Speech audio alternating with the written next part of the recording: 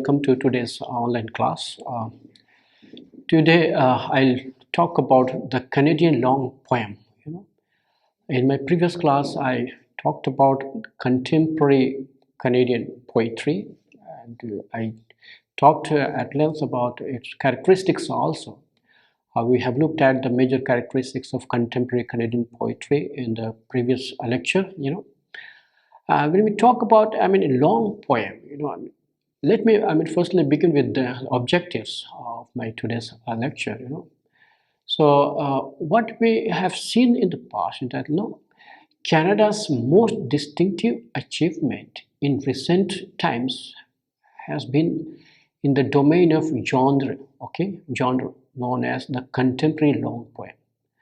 So what I'm going to do today is to talk about this whole new genre, which is known as, genre the contemporary long poem. You must be wondering as to what we understand by this. So I'm going to talk about, largely about two or three major critics, view of this genre, what and how they understand about this genre, which is known as contemporary long poem genre. So this is a kind of a new genre. So it's not that we are going to talk about on a long poem as such. So when we talk about the whole notion of the concept of the contemporary long poem, it refers to a new kind of a genre, which came into existence. So I'll be giving you 2-3 major critics views about this genre in today's lecture. Now let me begin with a historical background, about this Canadian long poem. In the 1980s, the form most favored by Canadian poets has been the long poem. This is kind of a new form which was practiced by most of the contemporary Canadian poets of the 1980s. So we observe there's a new kind of sense emerging towards a form of a poem among the Canadian poets, and it was realized that most of the Canadian poets in the 1980s preferred writing in this form, and later on which turned to be a new kind of a genre. So this was known as the long poem genre. And in this category, I'm reminded of A.G. Pratt's long poem, which was known as Towards the Last Spike, which was published in 1952. Which sort of really set the trend in the modern times. So when it was published, when E.J. Pratt, published Towards the Last Spike in 1952, people just realized that it set a new kind of a trend in the modern times. So they were expecting that we will be witnessing a new form of a poem, maybe a new genre. They were not bothered about new kind of a genre emerging. And then we just this A.J. Pratt's Towards the Last Spike was followed by another publication which was published by Dennis Lee. So Dennis Lee published Civil Elegies, Civil Elegies in 1968. 1968. So what we observe in the 1960s is that, particularly in the mid 1960s, this strain was reinforced by the personal narrative poems of poets such as Birdie, even A.N. Purdy, and others. In another case also we witnessed particularly a poem which was published in 1964, which was entitled Never Falls Greek Mouth, Never Falls Greek Mouth, and this was published in 1964. So in the 50s and 60s, if we talk about the kind of a new trend which was emerging towards this new genre of long poem, obviously and these three important poems are obviously firstly Towards the Last Spike, which was published in 1952, and then which was obviously written by E.J. Pratt, Second was Dennis Lee's, Civil Elegies, okay, which was published in 1968. And thirdly, Never Falls Greek Mouth, which was published in 1964. Okay, which the third one of these three, the third one, Never Falls Greek Mouth, okay, is considered to be a very fine poem. Okay, very fine poem. Now, just in this sequence, just named, there is another poem also, like November Walk Near Falls Greek Mouth. Obviously, the Near Falls Greek Mouth, okay, I just mentioned, which was published in 1964. The poet here begins with a walk, along Vancouver's English Bay. So he sort of develops a new kind of notion into this kind of a poetry, this poem. And then we see that it comes to be a meditation. It comes to be a meditation on life, death, and evolution. Three things. So he is sort of, taking all the readers towards a new realm of existence, to new world of existence, okay, where he is talking about meditation of meditation on life, meditation on death, meditation on evolution, etc.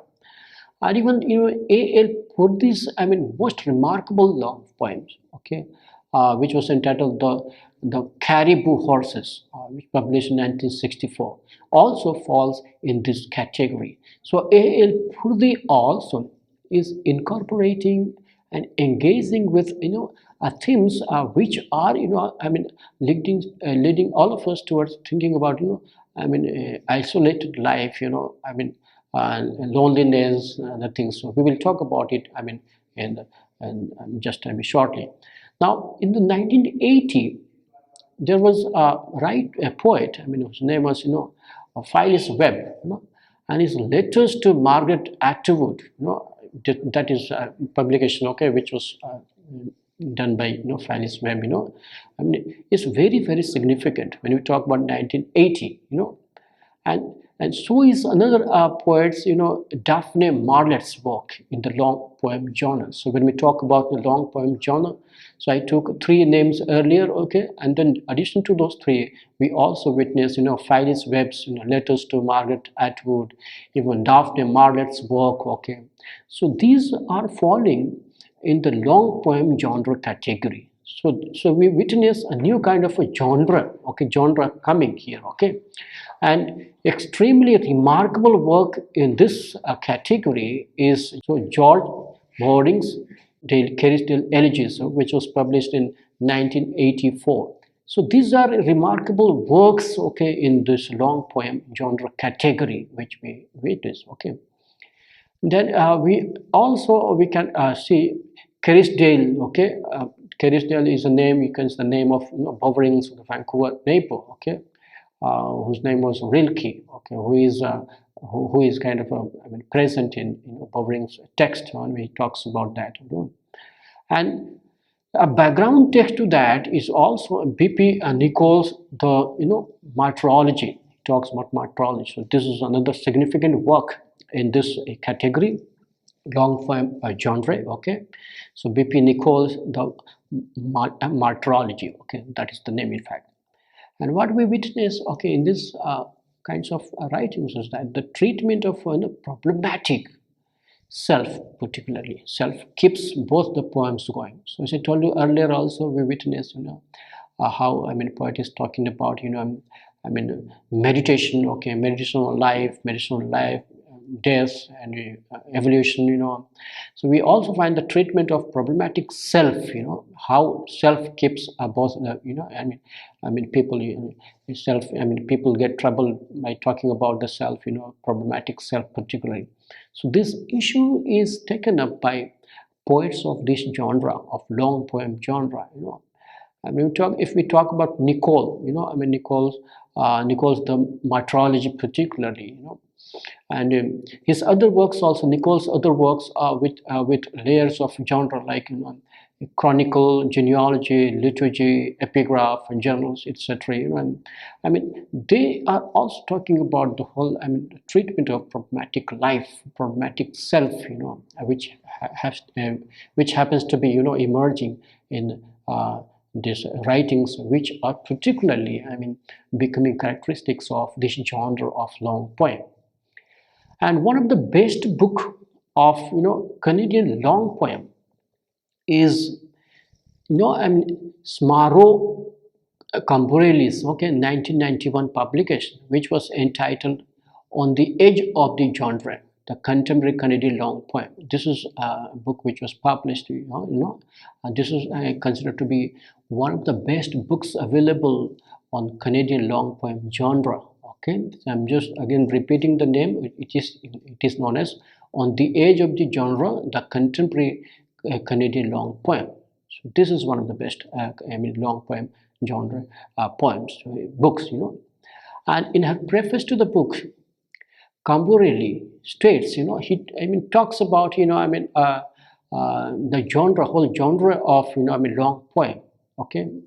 And it states that, Camborelli states, that a number of critics, such as like Elie Mandel, even Frank Davy, Robert Croetz, even Michael Bernstein, Joseph Reed, okay, to mention only a few.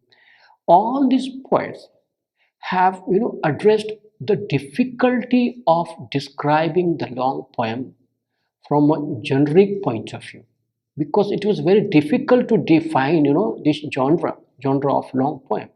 So even Camurelli also, he is also suggesting in the preface that they found this, they are addressing this difficulty of describing the long poem from generic point of view. It was very difficult to describe in a long poem as a genre. And this is precisely this difficulty, in fact, this resistance to the generic definition that characterizes the long poem as a new genre. So try to understand this whole genre. When we talk about the genre of long poem, it is characterized by difficulty, resistance to then give a generic definition. So we don't have any specific definition of generic definition. I'm talking about definition, generic definition of long poem. So if you go for looking for the generic definition of long poem, okay, in Canadian literature, you won't find it. Very, very difficult, because there is a lot of difficulty of resistance to give a generic definition of a long poem. Okay.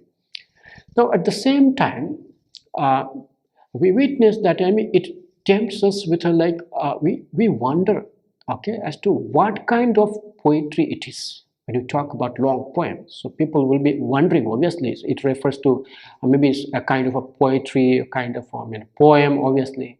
So it really tempts us to think whether it's written in a lyric form, okay, lyric, or whether it is available in epic form or documentary form, So people start thinking about the form or the format of this poem, okay, this poetry, this genre, And what we observe is that this genre of long poem, breaks free from their specifications. As I told you earlier also, there is no generic definition of this long poem. So therefore, we witness a new kind of unique feature being present in this kind of poetry, okay, long poem poetry. So one of the characteristics of these long poems is that it breaks free from the specifications, it lies within and beyond the grammar of various genre, okay, it includes. So it doesn't have any specific definition as other genres have. So when you talk about like poetry, general poetry, we talk about drama, we talk about novel, okay. So they have got their own specific generic definition. So we know what a novel is, we know what a drama is, we know what a prose is, but when you talk about this long poem genre, okay, genre, it's very difficult to define, I know. So it also includes a kind of a law. When we talk about the law of the long poem as a new genre, okay. And the law of this new genre is the lawlessness. So lawlessness, the focus is on the lawlessness. There is no law as such. So there is no specific instruction as such for defining or giving a generic definition of this genre long poem.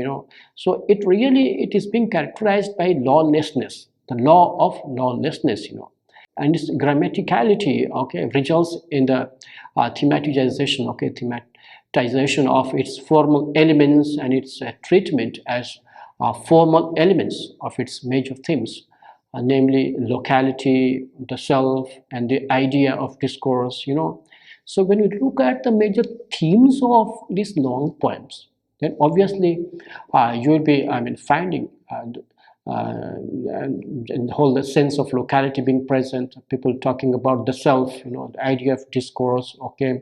So locality and the self, these two become obviously the important considerations of, this long poem and this genre, no?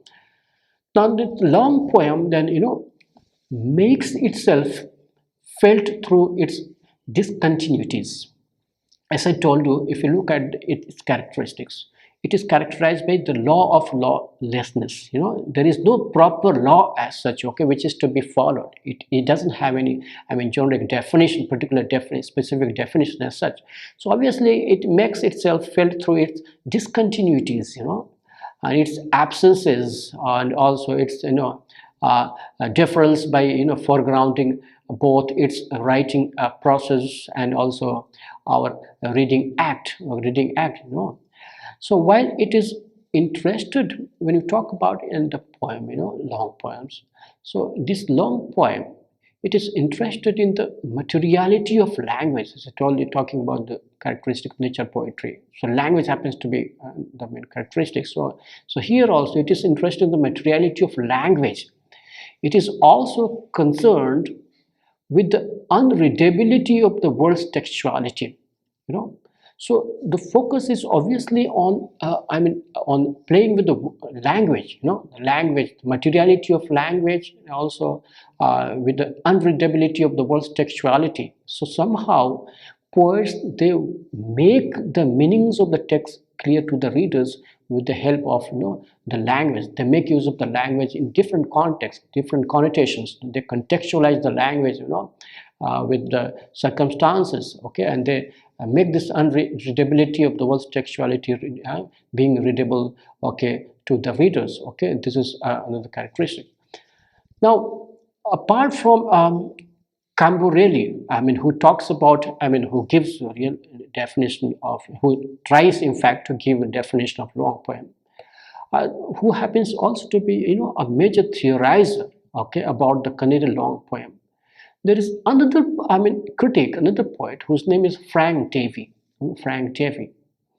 And Camborelli, it tells us about Davy, while talking about, Frank Davy's, theorization about the long poem, he says that in outlining the major features of contemporary long poem, Frank Davy stresses the impulse not to delay but to prolong. So the focus is not on delaying things but prolonging things.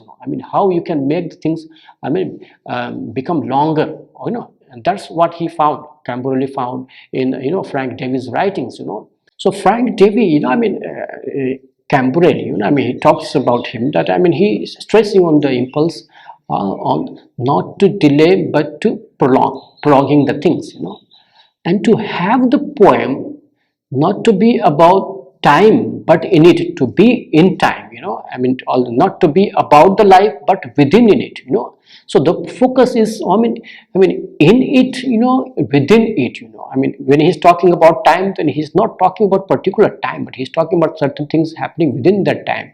If he's talking about the life, he's not talking about the life in general, but he's talking about life, okay, within in it, you can say certain things are happening, So what we observe is that there has been a shift, and the shift is, shift in emphasis from delay to prolongation, prolonging the things, making the things very, becoming very longer, though significant, so shift of prolongation or prolonging, is one that cannot be easily resolved, because it is not a question of, say, talking about either or talking about all things or nothing as such, But one thing is clear about Frank Davy, which is clear from, Camborelli's statements, is that Frank Davy, okay, while talking about the poem, long poems, he is incorporating the element of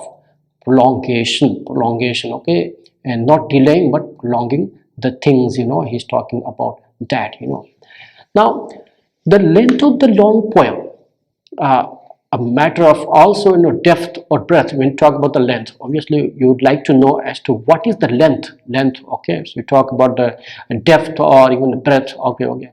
So even Davy talking about the length of a poem, Davy says, that its length is inextricably related to its temporality, okay. Temporality. Length also speaks about time, that the writer will take his time, engage time, and encompass its passes. So when he's talking about it, he's obviously incorporating the elements of prolongation. So length, the focus is on length. This is what he says. Davy. And the temporal movement of the long poem measures the distance. When it's temporality means happening about the time. So the temporal movement of a long poem measures the difference or distance that separates it from the center of experience. So the main idea, the point which he wants to make is obviously that we need to focus on prolongation. So that obviously prolongation, not delaying things but prolonging things, according to Davy, becomes one of the characteristic elements of long poem. Now, having talked about Davy, now let me switch on to Robert Crowe's. Robert Crowe's view of the long poem, is that the problem for the writer of the contempt in long poem is to honor our disbelief in belief. It's very important to understand what Robert Crowe says. Okay, so he says, he says that the problem for the writer of the long poems, okay, is that is to honor our disbelief in belief. And that is to, in other words, to recognize and also explore our distrust of system, also explore our distrust of system, distrust of creed, distrust of monism, of cosmologies, okay, and at the same time write along work that has some kind of unity, unity. And the long poem, by its very length, allows exploration of the failure of system and creed. So look at how Robert Crowe is, I'm talking about long poems. So there are 2-3 things which are important, okay, from his viewpoint. And one is that he's saying that the writer needs to honor our disbelief in belief, and that is to recognize the distrust of system, distrust of creed, so he's, in fact, in simple words, exploring the failure of the system. Okay, so that also becomes one of the important characteristics of long poem. This is what Robert Crowe is talking about. Now, in the concluding, chapter of her book, on the edge of genre, the contemporary Canadian long poem. Now, Camberley tells us about the long poem, gives definition, okay, by questioning its legacies of epic, lyric, and narrative forms.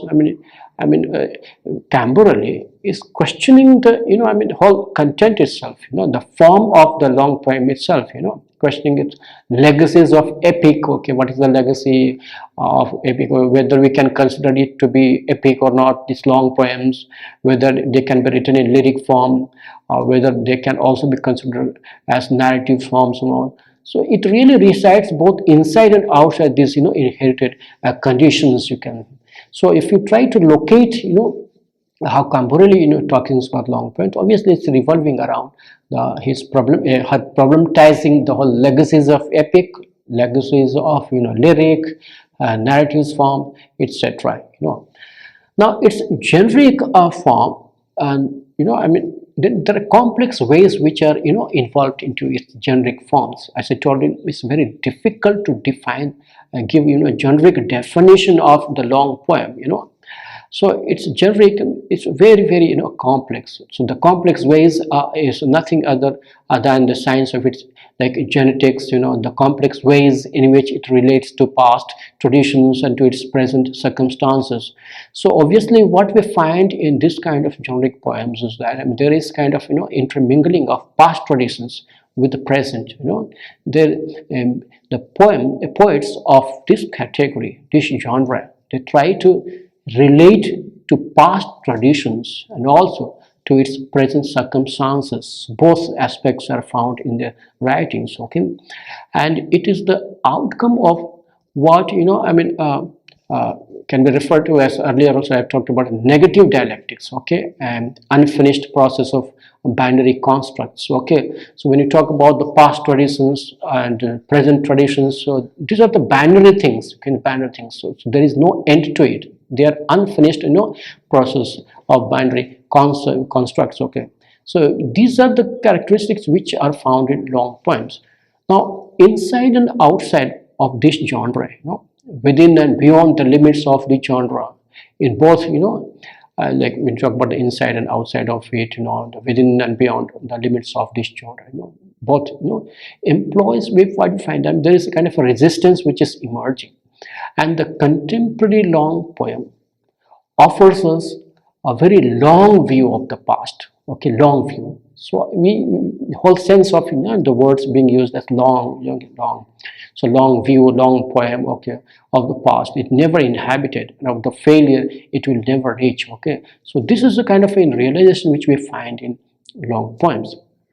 Moreover, this view resolutely, situates the long poem in the present. So we find that the poets of this genre, they are trying to relate certain issues of the past traditions to the present tradition, okay, both things, okay. So it situates the long poem in the present, okay.